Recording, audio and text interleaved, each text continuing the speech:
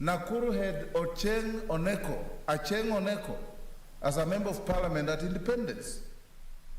Nakuru had Wafula Wabuke elected there. Nakuru had Lualo Yondi elected there. Nakuru has had Mark Mwithaga elected there. If you look at those names, Mr. Speaker, you can see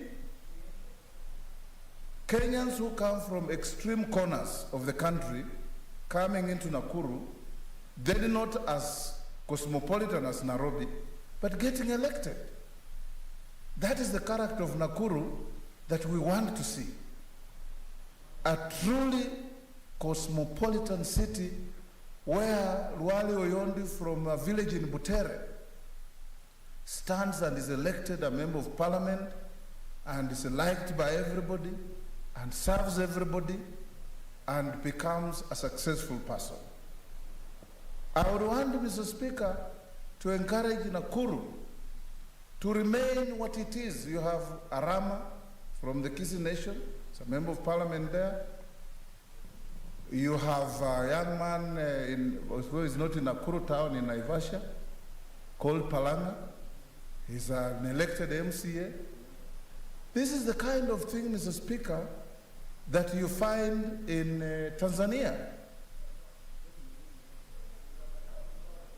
Senator Kajwang's brother, yes, is an MCA in Nakuru, a truly successful political family, appearing on the charts of Homa Bay, Nairobi, and Nakuru. I don't know where else they will be appearing.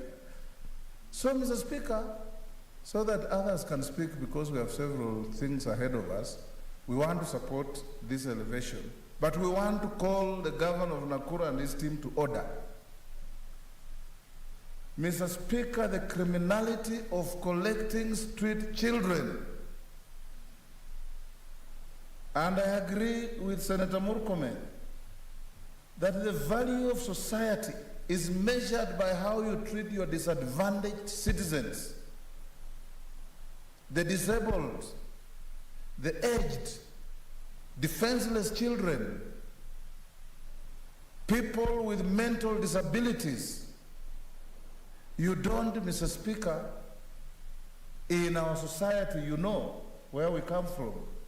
Just because you have got a child who has a mental infirmity, you don't lock them in the bedroom because visitors are coming to your home, so that they may not be able to see that you have a child with a deformity. And this, Mr. Speaker, I'm sure runs through all African communities, that a child is a child regardless. And the shameful act of collecting children from the streets, and it has unfortunately happened in Nakuru and Eldoret, when the governor in Uasin Gishu collected children and dumped them at the leprosy center in Alupe, and others went and dumped them in Kitale because to him they looked like lawyers. Mr. Speaker, how can you tell the nationality of any community in this country by looking at somebody?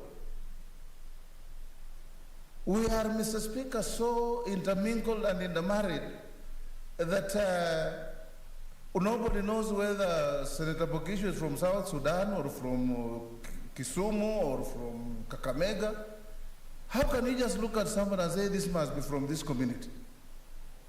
It is a very, very disheartening act. And I want